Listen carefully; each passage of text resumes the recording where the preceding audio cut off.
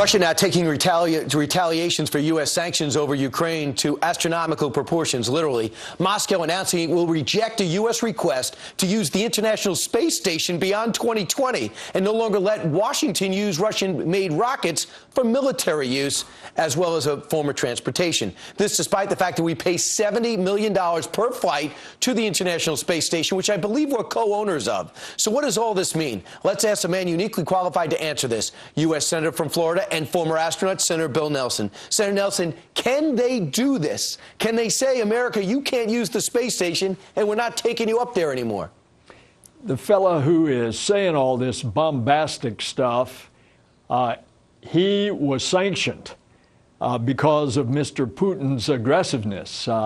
They froze his bank account and he doesn't like it. And so he's lashing out. Now, the fact is we're still going to ride on the Russian rockets until we get our own humanly safe rockets ready in about 2 or 3 years. And the reason that we will is the Russians can't operate the space station without us. Well, for one thing, don't we own it? Since when do they own the International Space Station? They currently have the way of transporting us there, but they don't own it.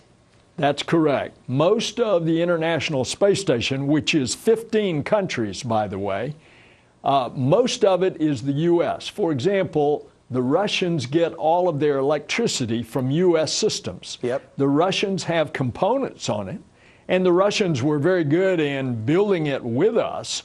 And this cooperation goes back to the Cold War with the Soviet Union, when Apollo-Soyuz and Apollo and Soviet spacecraft rendezvoused and docked, and they lived together in space in the middle of the Cold War.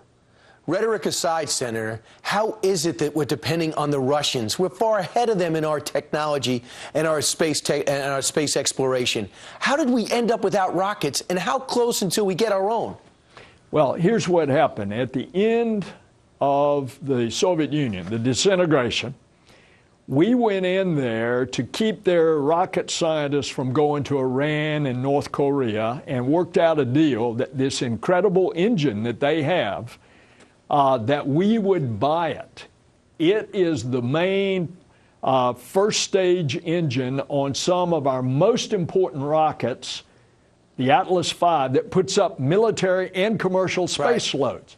And so, at the end of the day, we're going to have to build a new engine to replace that, because they're threatening they're not going to sell that engine to us for military. Now, for commercial, they haven't prohibited that.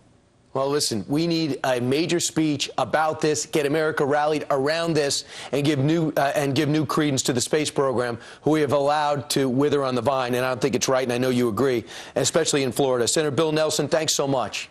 Have a great day. You too. Meanwhile, coming up straight ahead.